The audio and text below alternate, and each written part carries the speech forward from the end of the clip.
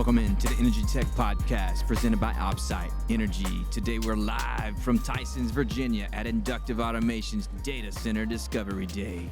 Joining the show today we have Benson Hougland, Vice President of Product Strategy and Marketing for Opto 22. Guys, welcome to the show. Hey, Jeff, it is good to be here. I'm your co-host, Mike Flores, with the Energy Tech Podcast right here in beautiful Tysons, Virginia at Data Center Discovery Day 2026 with a guest we've been trying to get on here for a while. Tough guy to get a hold of, but I'm glad he's here, and that's Mr. Benson Hougland with our friends over at Opto 22. Good to have you on the show, Benson. Hey, I'm thrilled to be here. Thanks for inviting me, and I've been watching all your podcasts. I love what you're doing. I'm excited to be here. Oh, great to have you. I want to start off with this. We're here at Data Center Discovery Day. I was there last year, and at St. Petersburg, right? Mm-hmm. And so I've seen lots of change that's happening, and I want to get from you, Benson, what you see different from last year in terms of data center versus this year at the same event. Yeah, I think it's just the progression. Yeah. What we've seen happen over the last year has been pretty remarkable, and I'm seeing it throughout this particular industry. Yeah. Love to see it, frankly, to kind of evolve as well in manufacturing and traditional markets that we serve. But there's no question that the level of progression here has been pretty remarkable. Even some of the demos we saw today, but also some of the stories about end users and system integrators and the way that they're implementing some of these technologies and what they're paying attention to is very different than what we've seen in the past. And so it really comes down to that notion of how they progress with these technologies. And again, to solve a problem, to address these data centers as not just a building with a bunch of computer servers and stuff, but as an AI factory, as you're probably aware, Chris Markstein from Inductive Automation put together a fabulous article, kind of reframing the idea of what a data center is compared to conventional thought. And kind of the tools and stuff that we need to do to address data centers in a new way, as a factory, not just as a building with cold air in it. You bring up a good point, and I want to align this with Opto 22 as part of what I call the ignition ecosystem, because it fits really well here. You use the word progression quickly. You talk about that, and there's change. Well, Opto 22 has come up that way, and here's what I mean. You and I spoke just before this, and you mentioned the history and the legacy of Opto 22 and its ability to transition from what I would consider to be telecommunications, a telco market now advancing into the data center space. Tell me about that a bit, because I think there's some history there. Yeah, there is. And, we've been doing this for a long time. Opto's been around about 50 years.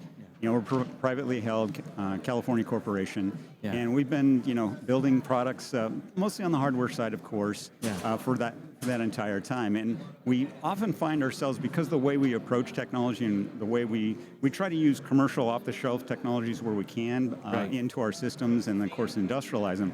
But that means they also fall into some interesting categories, some interesting vertical markets that are not the traditional markets that you might expect that we would serve. Process control, discrete manufacturing, water, wastewater, oil and gas. We absolutely play on all those, but we also start playing in some of these other areas, and one of those was telecom, and dating back to 1999, 2000 timeframe.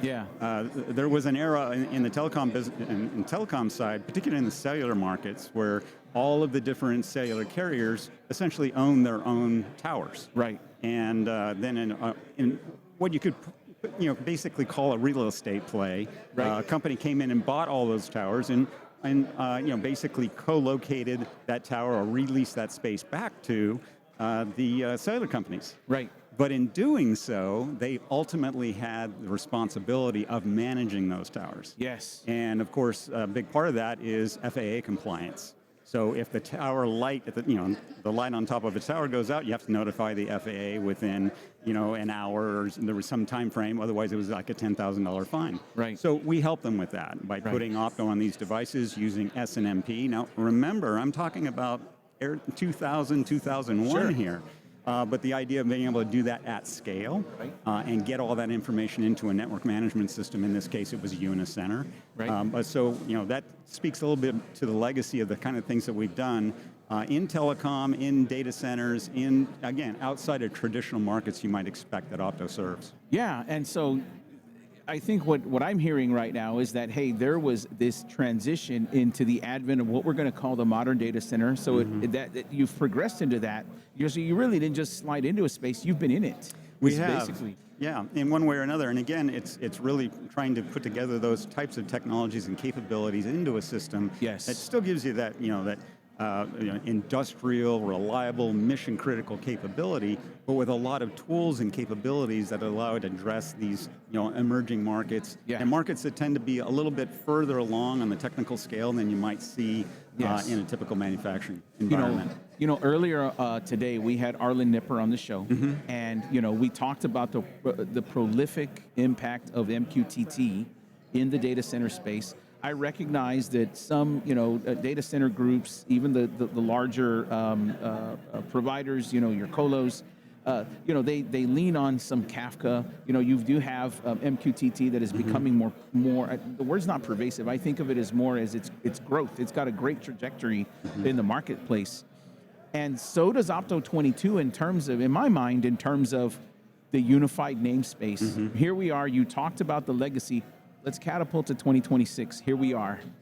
And the unified namespace has captured us, I think, this year. So if I have to say that, my question to you is, what do you think the most immediate value is for the UNS and the data center space when coupled with Opto 22 at the edge? So that's a great question. And, it comes down to one of our core beliefs in terms of what we're trying to do with our hardware systems. And let's be clear, it's not just hardware, right? All hardware runs some level of software. You can call it firmware if you want, but basically your software applications. And these technologies are the kind you put in there, like Ignition Edge, and so on, all try to address a couple of things that are really important to us and important to our customers. The first one is data democratization. It's a term I've used for 10, 15 years now. And it's really come on the scene, and clearly at this event, we're hearing more about how important data is. But not just the availability of data, it's the contextualization of that data.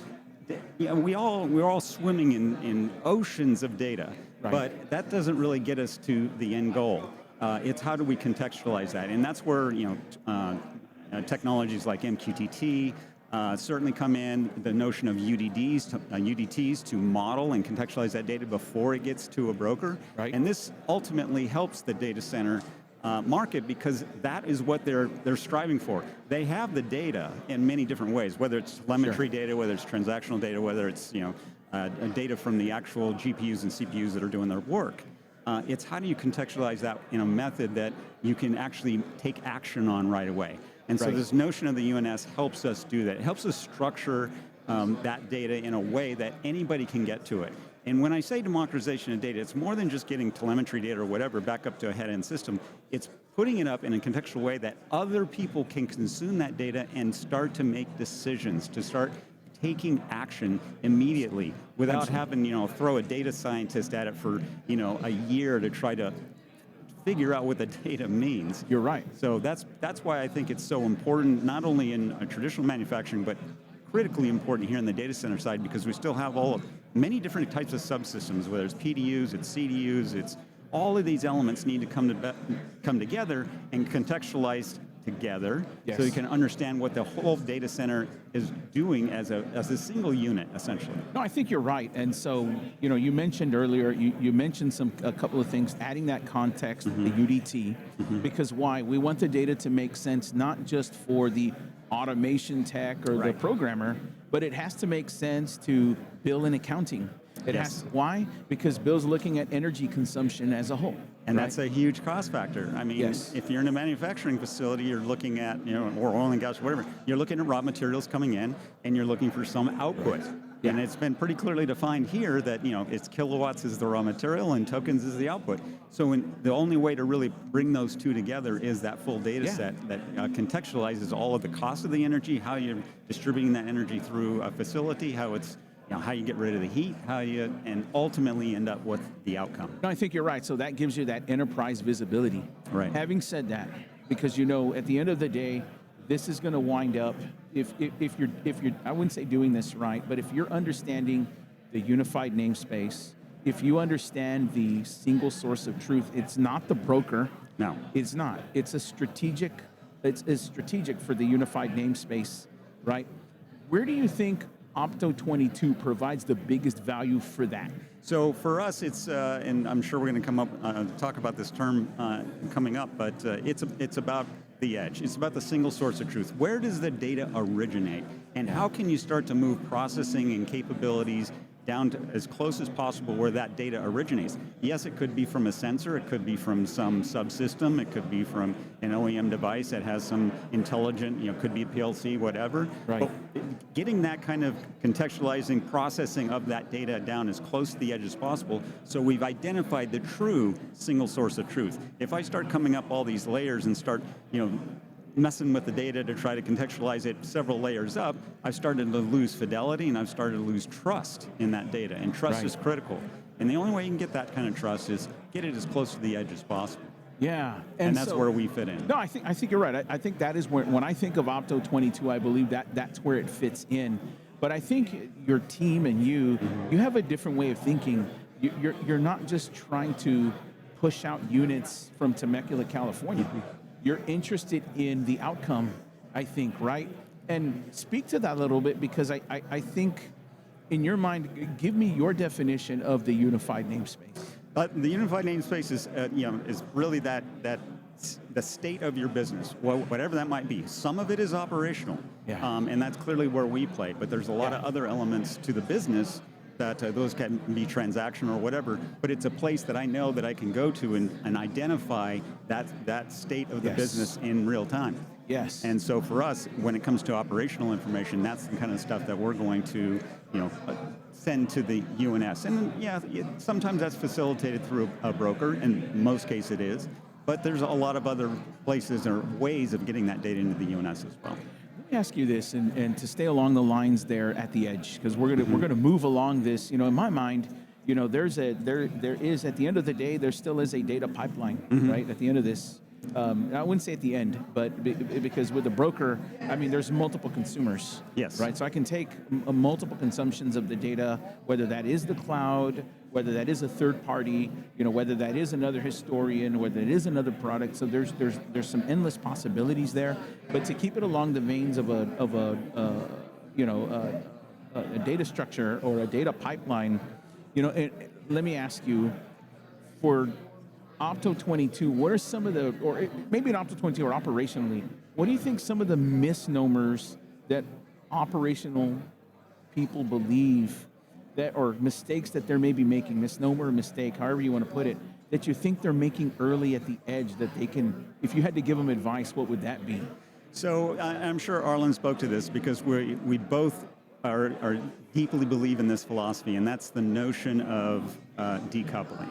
Yes. So this becomes really important, because if the source of the data is the edge, and assuming I'm using a publish-subscribe type architecture like we see in MQTT, this provides a method of decoupling, because the biggest challenges we've seen from folks who are putting whatever edge device in, or maybe it's not edge, it's several layers above it, which comes down to what's the definition of the edge. Right.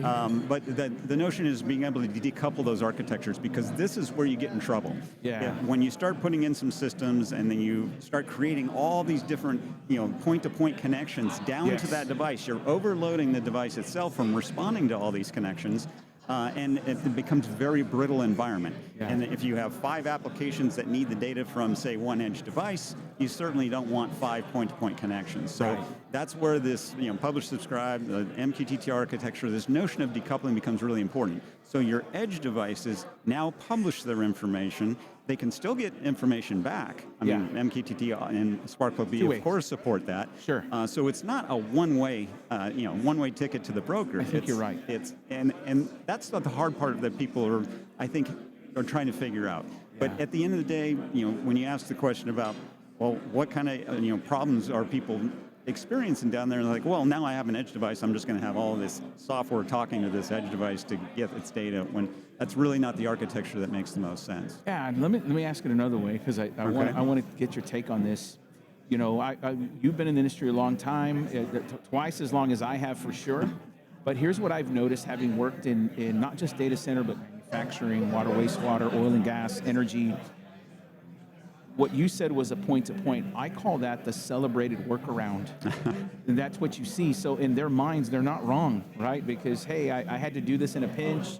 Operationally, we had to do this, right? Well, I agree with you, but I also believe it's just how we've done things for so long, because an alternative didn't really exist. Got you. Today it does. But the adoption of this method, this approach, is challenging to folks because they're so used to a typical poll response method of getting data that they think they need or that they do need. So it's really flipping it around. And one of the things that I think is important, and I don't know if we'll go here in this conversation, but it's super important, so I'm going to mention it, and that is cybersecurity. Yes. One of the biggest issues that we have on any plant floor, we're going to have it in data centers and so on, is the notion of cybersecurity. And remember, if I'm asking edge devices for their data, I don't care if it's a PLC or a Groove Epic controller or whatever, right? I have a port that's listening Yes. for that request. Yes. That's an attack vector. Yes, it is. So by inverting the model with a publish-subscribe model, now I can go outbound, I can communicate my data to any application that needs it without any open ports into my system. Correct. So I've already dramatically reduced that attack vector across my entire system by just using this decoupled publish-subscribe method of getting the data where it needs to be in a timely fashion. And that includes the advent of TLS, which is typical for the protocol. Perfect. Right? Perfect approach to addressing security. TLS is, of course, important for encryption, but the other part is authentication, so we want to make sure that any time we're communicating to the other devices, we're authenticating as well, but we're now through an encrypted tunnel, all supported with TLS, just as you mentioned. Yes, and so you would say for Opto 20, that's something that's delivered, we'll say, out of the box? Absolutely. It's absolutely critical. Not only for those outbound communications, for in a what I believe is a terrific architecture, pub/sub decoupled, but also at the end of the day, you still have to protect the device itself. So those cybersecurity methods are built into our Groove Epic, and Epic is an acronym for Edge Programmable Industrial Controller. So it's at the outside, it was designed to be at the edge, but also to be completely protected. Yes. So there's no chance to get to the device without proper credentials, without proper encryption, in the event that you have to go into the device. But again, when we're trying to democratize data and get into the UNS, let's go outbound. Let's do this securely, and let's federate our data to anybody who needs it. Yeah. And now, having said that, and now you've addressed it, because I think in my mind, you've addressed the complexity and the cyber piece. Those are the two things in my head. But I think now it's normalized. It's normal to have 1 million tags. It's normal to have these things where before, we have 100,000. Well, now it's average 500,000. I mean, 1 million. Like, that's typical. So what we're seeing at this point is the advent of AI. Now that we've got data, now that we've democratized it, now that we've blurred IT, OT, from OT to the enterprise, Benson, there seems to be this point now that we're seeing this, especially recently, is the advent of AI and being used in operations. Right. But let me ask you this with that. Great, it's secure, but when does it become operational AI, and when is it just noise?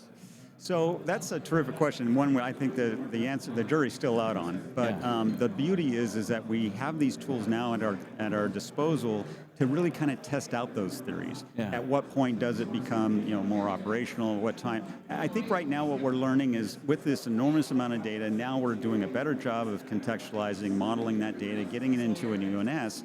Now I've provided some context that AI can actually figure out what this data is doing. Yes. So really, all, in my opinion, we use AI to increase the velocity of the human being in the first place. Right. So to be able to, it's pattern recognition, to be able to, run through seams and seams of data, now contextualize, and start to identify those patterns, and then alert the human about what kind of things we ought to be looking for. That's where we see the tools today. Now, will they progress to a point to where we could have an AI operational data center?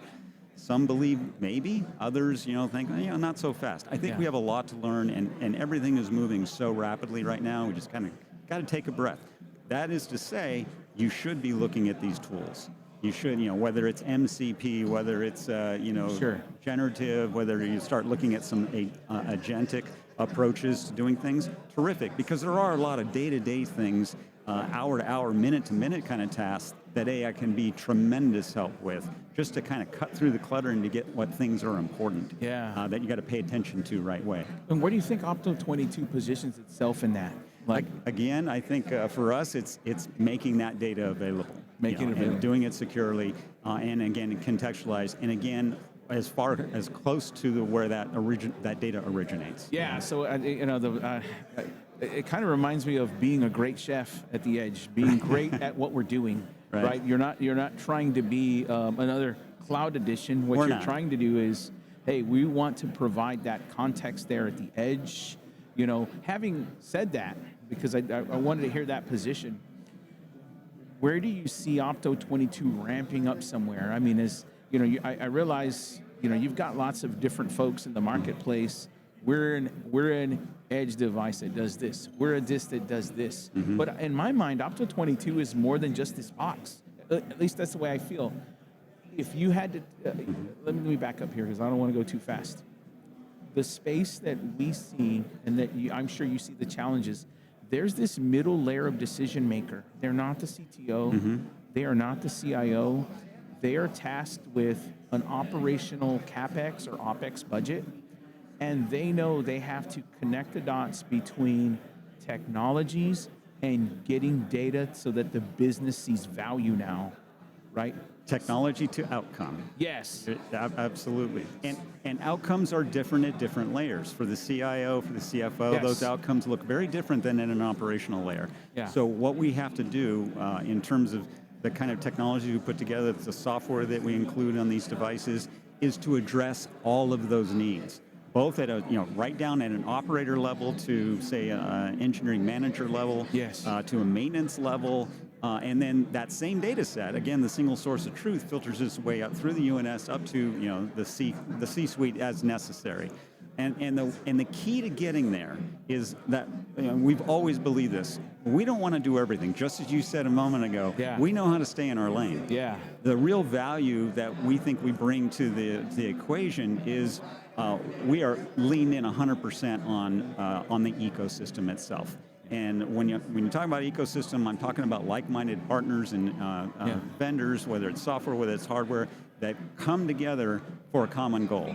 And that's why we have this relationship with Inductive Automation and have for over 10 years now. We worked very closely with them on the idea of Ignition Edge in the first place. This notion of running this powerful software on an edge device. Yes, it's part of the ecosystem, and there's others in there. Whether it's historians, whether it's PLC code development with our CodeSys relationship. It's our relationship with technologies like Node-RED.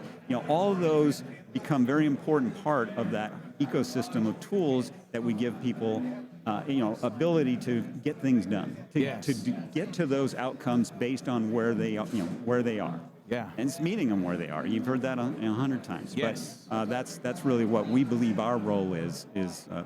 Man, that right there, I think, says it all about Opto 22. Just the one, man, I want to keep you, but I know they're about to start this thing. So I do want to ask you, what, now that what is it? What are some sneak things that maybe is Opto 22's, I wouldn't say working on, there's no secret sauce here, but when I see you in September at ICC, yes, sir, what can we see on that ramp? We've got a lot of things we're cooking with. I mean, for us as a company, we've 50 years running now, and for the next 50, it's all about innovation. Awesome. But that comes down to one key thing, and that's listening to our customers, identifying what problems they're trying to solve, and then identify the kind of technologies that we can put in there. So we've got some interesting new hardware stuff we're putting together right now, and we're also working on some very interesting software because we've had more and more of our customers, including those in data centers, that have a fleet of these devices. So managing those devices at scale is a very important topic for us, and we're well underway on some interesting developments there. So, awesome. So I'm hearing lots of listening and lots of innovation. Yeah. And with that, we're going to close this one out because I have to, but otherwise, Benson, I'd love to keep you here, but I can't. No worries. It's good to have you on the show. Thank you. And if you're watching, we want you to like and subscribe. I'm your co-host, Mike Flores, with the Energy Tech Podcast with Mr. Benson Hougland at Opto 22. This was a good conversation. Thank you so much, Benson. Thank you, Mike. This was a lot of fun. Appreciate it. Yes, thank you.